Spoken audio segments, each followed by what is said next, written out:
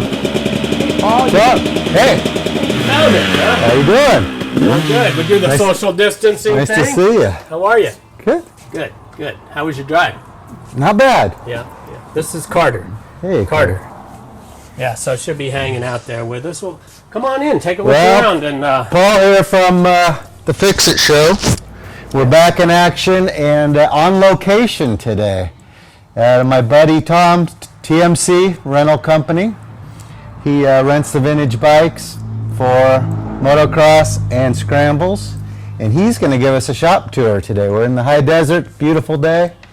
What can go wrong? yeah, exactly. Well, Take it, Tom.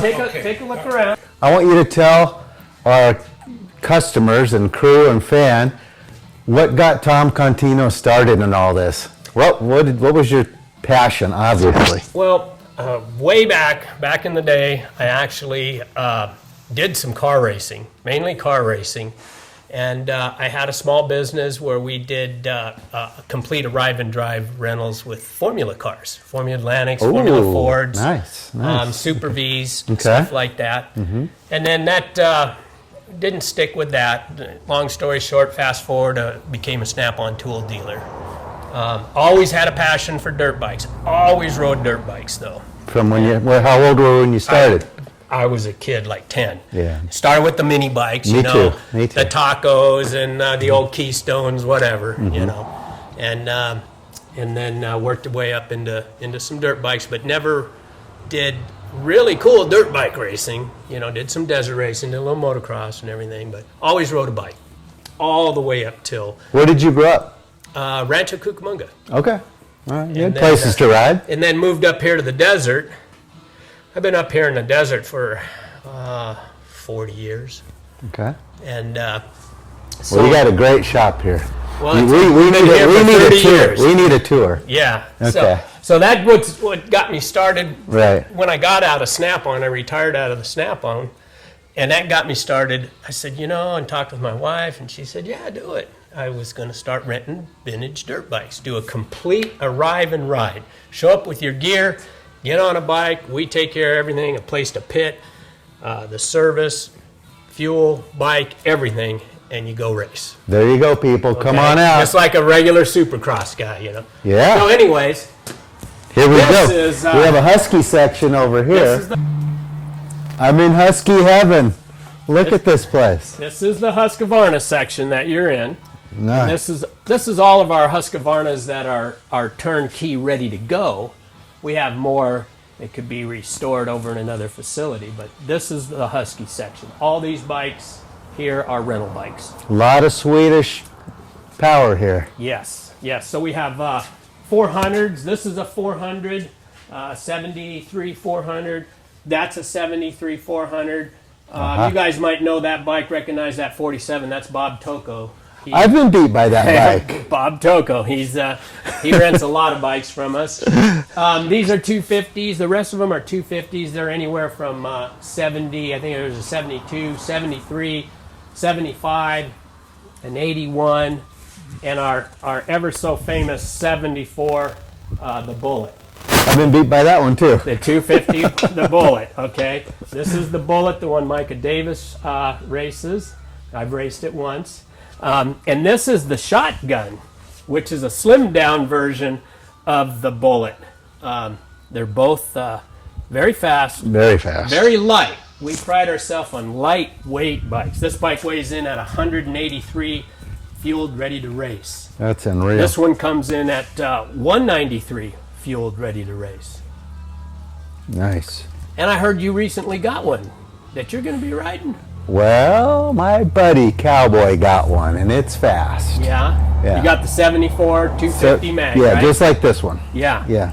It's a good bike. And you guys got it all sorted out. Got it dialed in. And it's good to go now, huh? Yep. Look out, Tom. Okay. All right.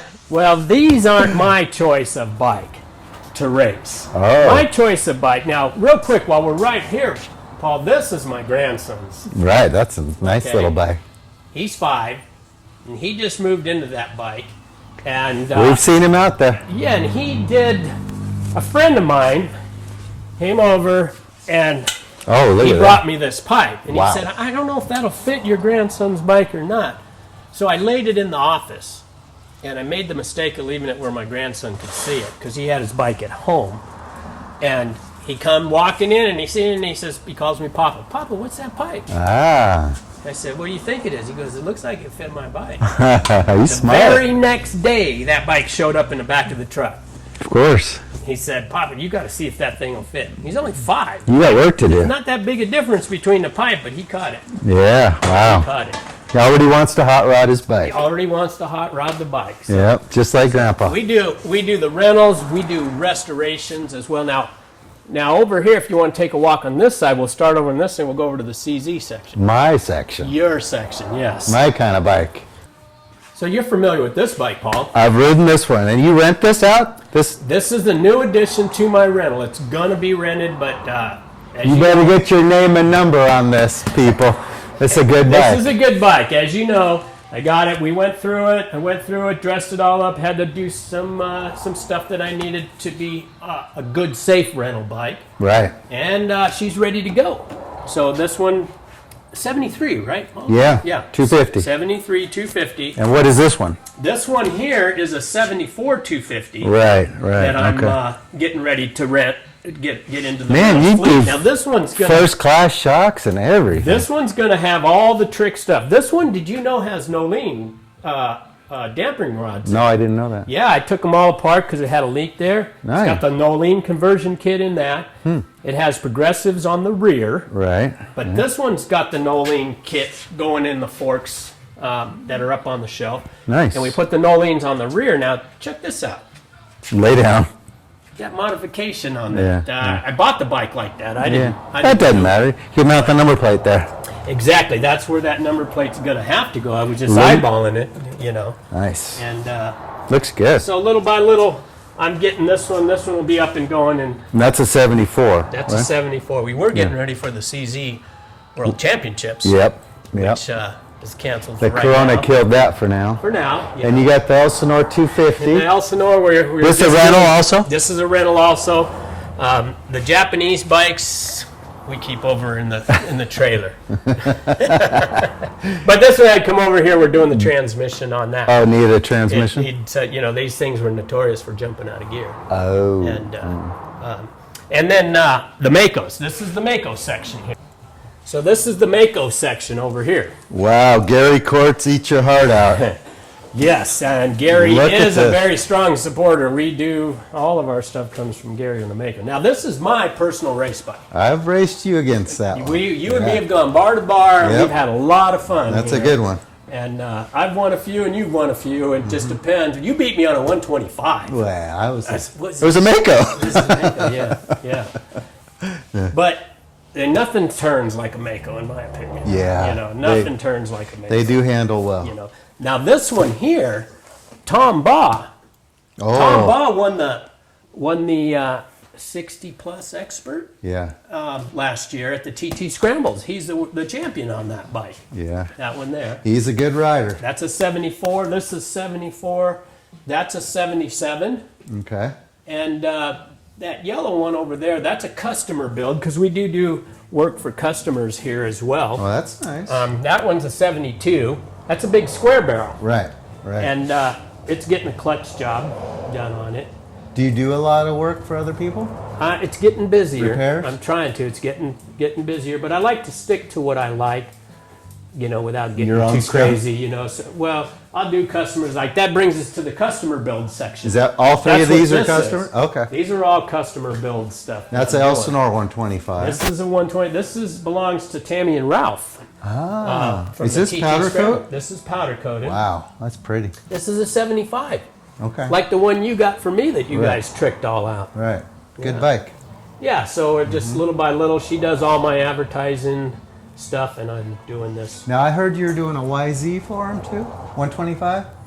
No, Not yet. Oh, Not that I okay. know of. that's what. Not that I know of. And then Bad rumor. This is a 70 400 Okay. Mako square barrel that I'm doing. This is a straight up customer build. That's a nice bike. He says he's not going to ever race it. He said he'll rent one of my bikes and keep this one just to run up and down the street and show off to his buddies when they come by. There you go. So, and that one's, and then this is a customer too. This is a 1980 Oh, an 80? 250.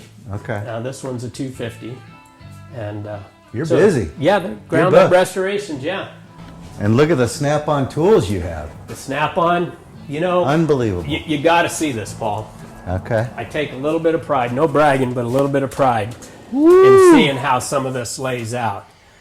So the socket Jewelry. drawer starts here. Look at those sockets. Look at it goes right on down. Look at this. Woo. Oh, that's a nice drawer. Yeah. Wow. Tom, I'm dying to see what's in all these toolboxes. All right, well, you must have a couple tools. I got a couple. Give us a. The drawers are not empty. It's not empty. But we'll just dabble around here a little bit. Paul. Wow.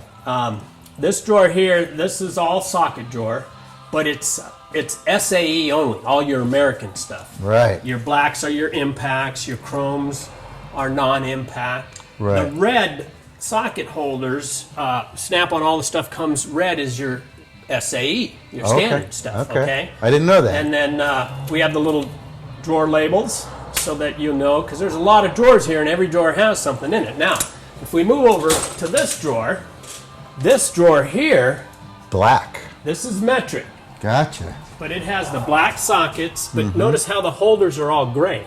Gray is for your Metric. metric. Ah. So in each little tab tells you what size the socket is on there. And the black is your impact, your chrome is non-impact. Correct. Yeah. Right on. Okay, and then we move down into the wrench stuff. Wow. It doesn't apply quite the same because of the way it's laid out a little. It's a little different here. But these are our metrics. All metric. All metric. We have ratcheting wrench as well Nice. Nice. as our just regular. And some of these date back. Some of this stuff's 30, 40 years old. You've been collecting I've been a Snap-on. Before I was a Snap-on dealer, I was a mechanic, and I was always had a Snap-on truck coming by somewhere. Yeah. And then you come down to this one. I mean, it just You got goes. your It just goes AN off. tools. These are AN fittings. Yep. For AN fittings, and this is an adjustable one. Wow. I don't know if you've ever seen that on an that's AN sweet. fitting. These are regular size. You know, that are. And you want to use these when you're using the A&N fittings because you don't want to mar them up. Right. You They're don't soft. they're soft. And anodized. Yeah, and what else you don't want to do is you don't want to use this on anything but an A&N because you put a nick in this. Real easy using it on a regular, and it's no good for your A&Ns no more. Right. And it goes on and on. Look at this. Ooh. You know, so we got some pliers to do. Oh. And I didn't set this up because I knew you were coming. This is the way it is. Every day we work like that. Here's a guy that knows what his 10mm socket is. He could find it in a heartbeat. And the problem that I'm having now is I know it's missing. I don't remember where I put it. And I can look around and I can say, there it is over there. Tom, let me ask you, when you have all these bikes apart, how do you know which parts go to what? That's a good question, Paul, because Show us this. So over here, there's tables, there's carts. So this whole table right here is one customer build here. And then this table over here is another customer build. So all the parts that need to be done or are being done are here. And then over here's another one here. Wow. And then anything that's being torn down in between gets put onto a cart. So that way we can keep track of the parts, where they're going. Nice. And I have another set of shelves on the other side of shop to put, like, when we're tearing down rental bikes and what have you. So everything kind of keeps separate from each other. Try not Very to nice. mingle it in because there's a lot going on. Yeah. You know, trying to keep Jet bikes, German bikes, Swedish bikes, Yeah. And, Czechoslovakian bikes. yeah, and that's why I might be calling you like I did the other day. Those CZs are something new. So Oh, well. Good stuff. that's how we do it. Well, you have a lot of memorabilia, and I want you to show us what you got. That wall's very interesting. Let's go take a look at that. Yeah, And, let's check that out. Okay. Okay, we're back to the CZ department and all the collectibles we want you to look at. And I'm looking at these two CZs. I got to this side of it, and I noticed it has the wrong Kickstarter. This is an early '69 Kickstarter, not for a '74. Yeah. Really? Yeah. Well, that's the way this came with that, and I'm not a CZ guy. I'm just dabbling with this. That's what happens with these old bikes. People do whatever they can do. So you could put this Kickstarter, even though it should look like that one, It should be like that one. Yes. on this bike, it would still work. Yes. It would still work, but it just, It's gonna flop out on you. yeah. Yeah. Yeah. Well, you got one that I should have? Yeah. Yeah? Yeah. All right. Well, we should probably talk because this is going to be a rental bike. Oh yeah. And got to keep it safe. yeah. Well, let's see Well, what we tell can us do about after. all your cereal boxes. The cereal boxes. Those are killer.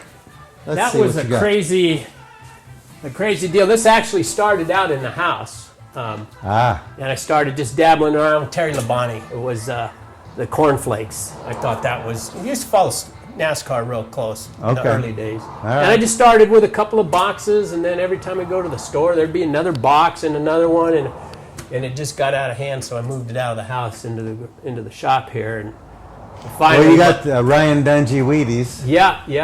And That's a good one. There's a bunch of Dale Earnhardt up there. Yeah. See some of the Dale Earnhardts, and Wow. you know, there's a lot going on up there. But I just finally just said, you know what? Don't bring me no more boxes. I don't need no more cereal. We got way too much cereal. This stuff over in here, this little history on my oldest son and his racing. We did a lot of kart racing. Started out. That's a 1980-ish quarter midget. That's sweet. We started racing quarter midgets. Progressed into some shifter carts, so that's where he started. This was one of the last shifter carts he had, and just a lot of trophies, a lot of different collectible stuff up in there. And Wow. Where did you race those?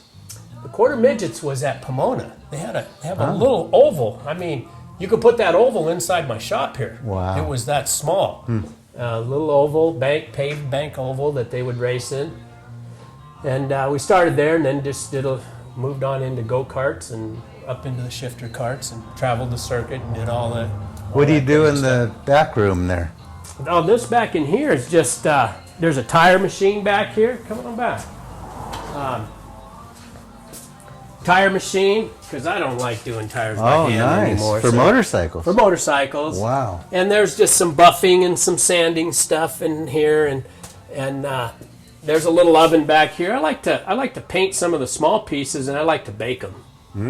You know, Nice. And, Very nice. bake that. And Nice and clean.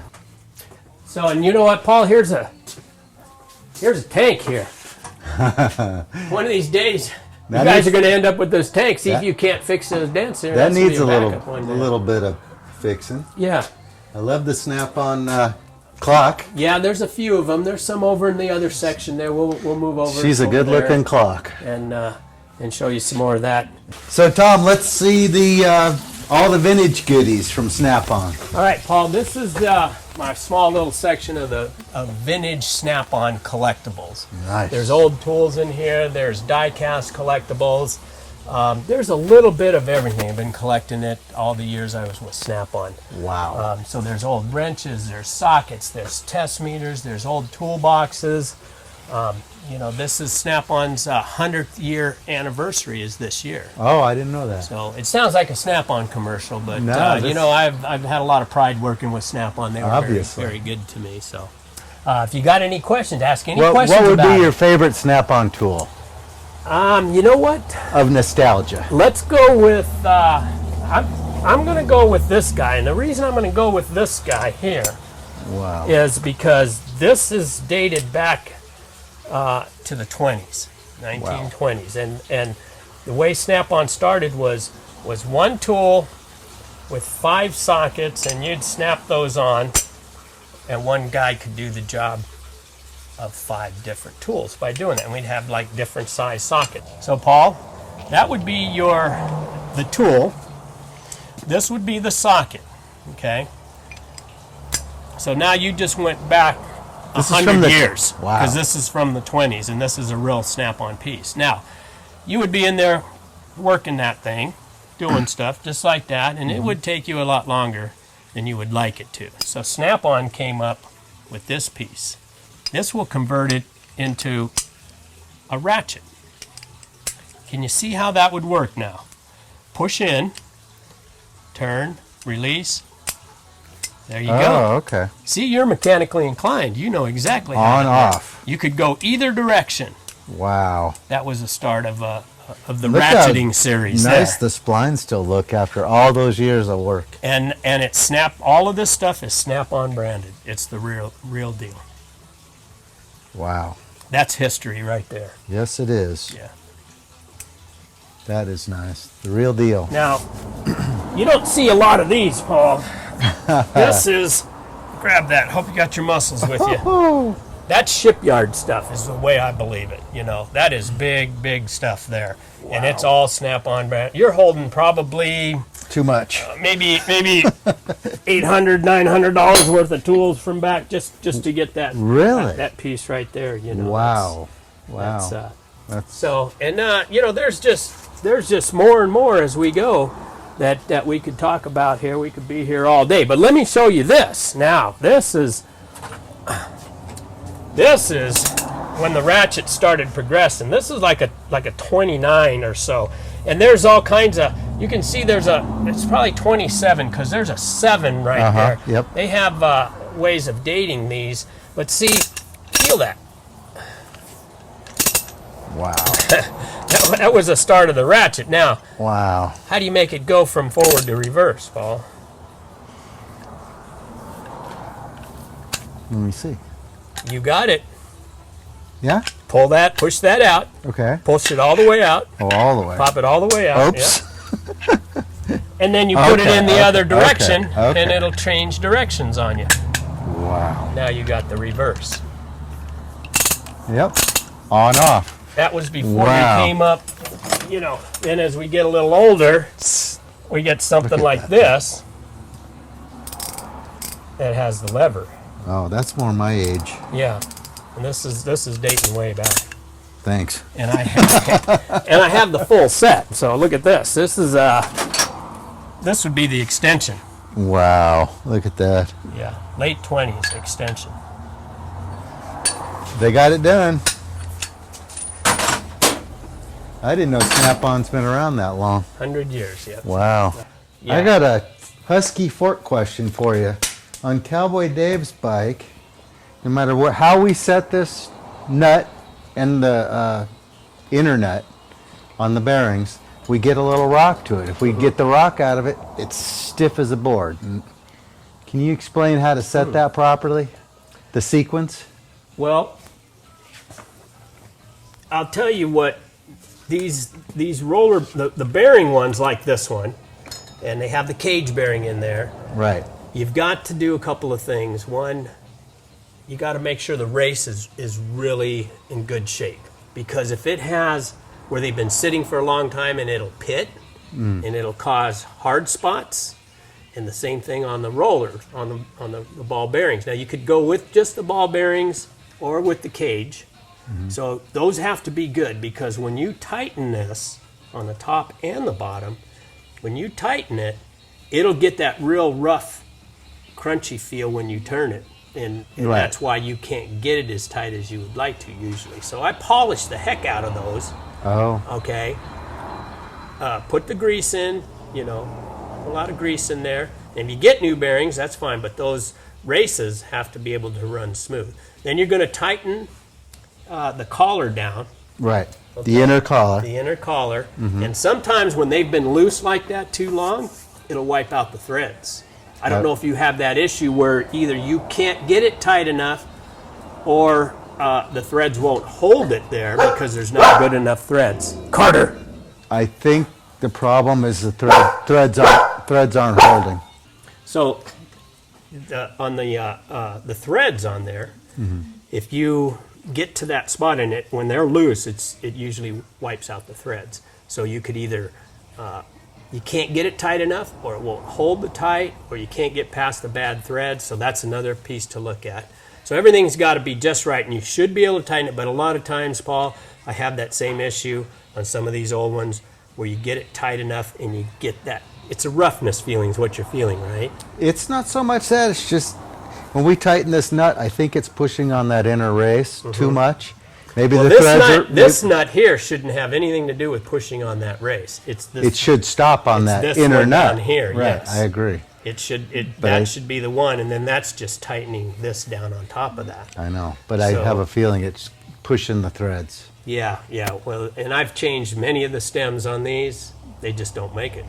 They, Do you press the stem out of the lower fork? You know what I do? I deal with John at John Lefevre at Vintage Husqvarna. Okay. And usually I'll call him and he'll have a whole piece. Okay. That's a good one, and Right. I'll buy a whole piece from him and not mess with changing just the stem. Okay. And buy the whole piece. But the best way, and I Okay. know you want to be competitive out there on this bike. I'll try. Let's walk over here to the bullet. This is what you really want, and there again, John at Vintage Husqvarna manufactures the triple clamps, which is an aluminum triple clamp. Okay, Those and are nice. And it uses a cage bearing in race, a whole nother bearing assembly and every cage bearing and the race.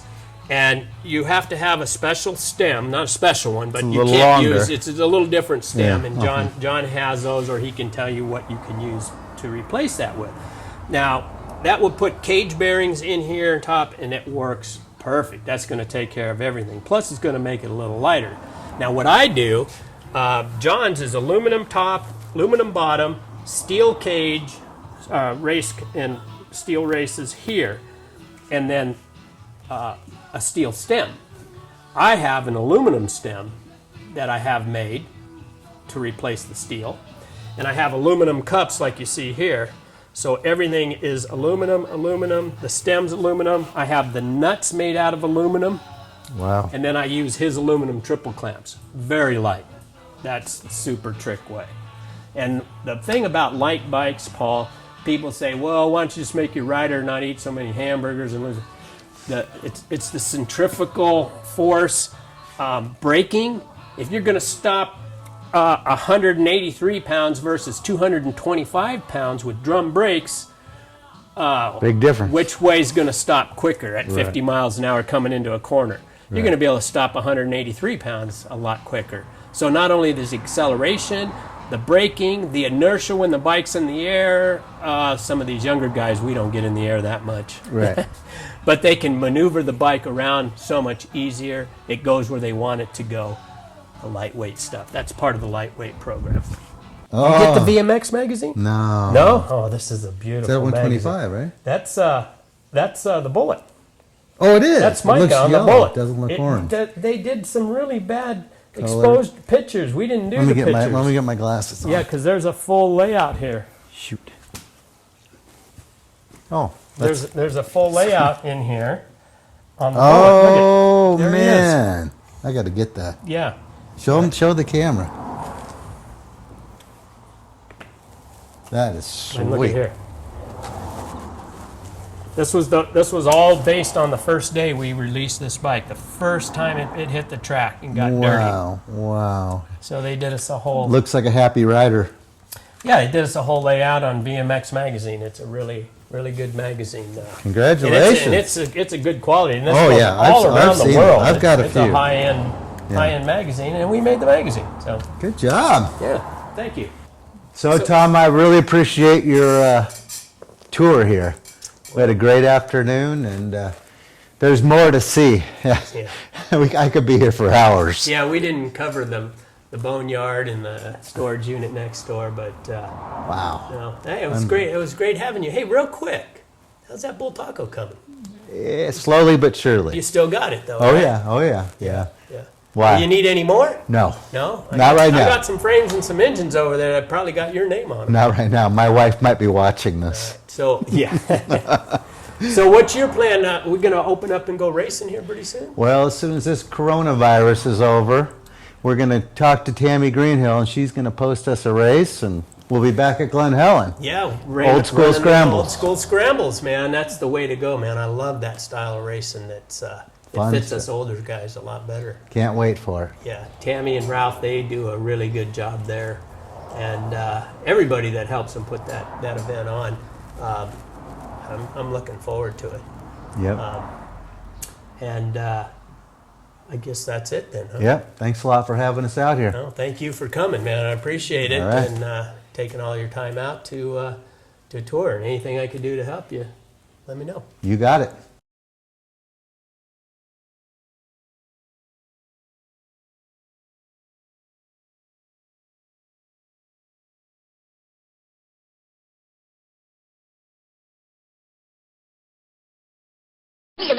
That's all, folks.